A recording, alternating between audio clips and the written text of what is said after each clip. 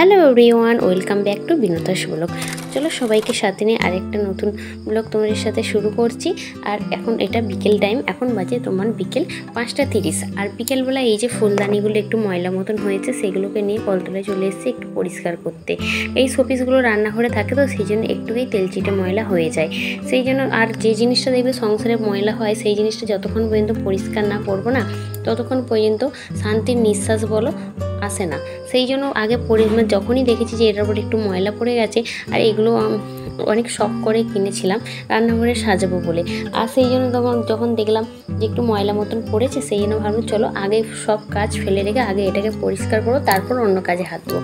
আর সেই জন্য পরিষ্কার করলে ওগুলোকে ওখানে রেখে এসে, আর এখানে বিকেলে একটু চা করবো, সেই জন্য চা করতে এসে দেখলাম বিস্কুট বাড়ন্ত হয়ে আছে। সেই জন্য বিস্কুটগুলোকে এখানে ডিবে ভরে না, এক্সট্রা বিস্কুট কিছু আলাদা ছোট একটা ডিবের মধ্যে 2 জায়গার মধ্যে বিস্কুট আনি। আর এই বড় জায়গাটার মধ্যে আগে শেষ করি, তারপর যখন সে কম পড়ে তখন এখান থেকে নেওয়া হয়। সংসারে প্রত্যেকটা জিনিসই কিন্তু আমি এক্সট্রা করে সাইড করে রেখে দিই। যখন দেখবো সেই এক্সট্রা করে সাইড করে রাখা জিনিসগুলো না তোমার অফ টাইমে বলো বা তোমার কাজে কিন্তু সেটা লেগে যায়।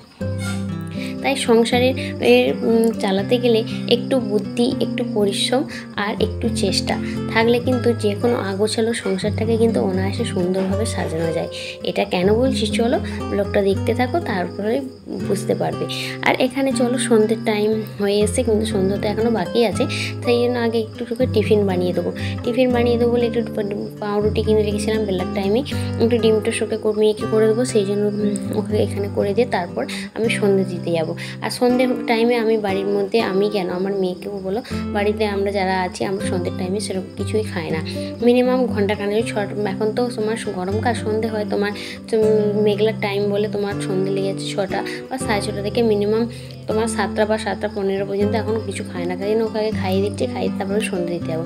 ওইদিকে মেয়েকে খাইয়ে দিয়ে সন্ধ্যে দিয়ে এসে আবার এখানে এলাম মুদিখানা বাজার কিছু শেষ হয়েছিল, সেগুলো আবার এখানে ঢালতে। কারণ দেখো সংসারে যে কোনো জিনিস কম থাকতে থাকতে সেই জিনিসটা আমি আনিয়ে রাখি। যেহেতু আমার একা হাতে সংসার, তাই আমাকে সেরকম বুঝে চলতে হয়। কারণ আমি জানি যে আমার সংসারে এক্সট্রা করে করার কোনো লোক নেই। সেই জন্য 3 দিন যখন বাজারটা দেখবো চলছে, বা বাজার কেন সংসারে যে কোনো প্রয়োজনীয় জিনিস যখন চলে, তখনই সেই জিনিসটা আমি 2-3 দিন আগে যখন দেখি তখনই সঙ্গে সঙ্গে জিনিসগুলো আমি আনিয়ে নিই। আর রান্নাঘরের মুদিখানার মানে বাজারপত্র বলো, সেইগুলো যখনই শেষ হয় তখনই মুদিখানার আমাদের একটা ছোট্ট খাতা আছে, সেই খাতাটার মধ্যে যখনই যে বাজারটা শেষ হয় সেই বাজারটা চটজলদি লিখে নিই। ওদিকে চলো দেখতেই পেলে যে মেয়েকে সন্ধ্যায় ডিম টোস্ট করে, এদিকে ভাবলাম যে ডিম আলু একটু ভাজা করবো আর রুটি করব। কিন্তু না, ডিম আলু ভাজা করতে করতে আবার একজনের অর্ডার এলেন, মানে ওর বাবার, যে মেয়ে তো ডিম টোস্ট খেয়েছে, আর ডিম টোস্ট কাউকে দেওয়া হয়নি, কারণ কেউ সেরকম ছিল না, কি খাবে না খাবে সেই জন্য আর করা হয়নি। সে আবার বললো চলো আমি ডিম টোস্ট খাবো না, চাউমিন করে দাও। তাই সংসারের মানুষকে খুশি রাখাটাই আমার কর্তব্য বা দায়িত্ব বলে আমি মনে করি। সেই জন্য চলো, যে আমি বলেছি যেহেতু রান্না করে দিতে তো আর অসুবিধা নেই, সেই জন্য ওদেরকে ওইটা করে দিয়ে আমি এদিকে চলে এসেছি রাতে কিছু বাসনপত্র মেজে রাখা। কারণ দেখো রাতে রান্নার বাসন বলো, খাবার বাসনগুলি বলো, যতগুলো বাসন থাকে সব বাসনই আমি রাতে মেজে রেখে শুতে যাই। যেহেতু সকালবেলা মেয়ের মর্নিং স্কুল আছে, কারণ রাতে কিছু কাজ গুছিয়ে রেখে গেলে না সকালবেলা উঠে দেবে, অতটা তাড়াহুড়ো করতে হয় না। তাই আমার সংসারে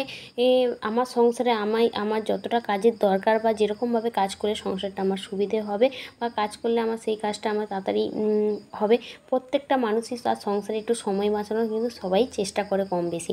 আমিও ঠিক আমার সংসারটাকে এভাবেই বুদ্ধি পরিশ্রম খাটিয়ে চলি। আর একটা কথা যেটা না বললে না, চেষ্টা। ছোট বড় যে কোনো কাজ হোক না কেন, প্রত্যেকটা কাজ শেখার জন্য নিজের মধ্যে চেষ্টা জিনিসটা সব সময় রাখতে হবে। চেষ্টা না থাকলে কোনো জিনিসটা কিন্তু শেখা যায় না। এদিকে কথা বলতে বলতে রান্নাঘরের কাজ তো দেখলে পরিষ্কার করে সব গুছিয়ে ওখানে অ্যাকোয়াগার্ডে জলও ভরলাম। আর সব শেষে যেটা কাজ হলো সেটা হলো নিজের জন্য একটু সময়। কারণ দেখো নিজে পরিষ্কার পরিচ্ছন্ন থাকলে তবেই সংসারটাকে কিন্তু সুন্দরভাবে গুছিয়ে রাখতে পারবো। তাই যে কোনো জিনিসকে পরিষ্কার পরিচ্ছন্ন রাখতে গেলে আগে নিজেকে পরিষ্কার পরিচ্ছন্ন বা নিজের মাইন্ডটাকে সবসময় ফ্রেশ রাখতে হবে। এই যে সারাদিনের শেষে এই যে মুখটা যে ফ্রেশ একটু করলাম না, এর মধ্যে একটা আলাদা রকমেরই শান্তি বলতে পারো। পারো, কারণ এই মুখটা আলাদা রকম শান্তি। এবার এই রুমে যাব, গিয়ে একটু মুছে একটু মুখটা একটু কিছু দিয়ে তারপর পাখার তলায় বসবো, আর রাতে শোয়ার সময় এই জামাটা চেঞ্জ করবো। কারণ জামাটা পরে সারাদিন এই রান্না বান্না হয়েছে তো, তাই সবার সময় একটা যদি হালকা কিছু জামা, সুতির জামা পরে শোয়া যায়, তাহলে দেবে তোমার রাতের ঘুমটা দেবে অনেক নিশ্চিন্ত, রিল্যাক্স হয়। সেই জন্য এদিকে চলো বসে পড়ছি। আর এত মানে মুখটা ধোয়ার পর আধা মনে হচ্ছে আর মুখের মধ্যে জলটাকে রেখে দিই, এত মুখটা ঠান্ডা লাগছিল।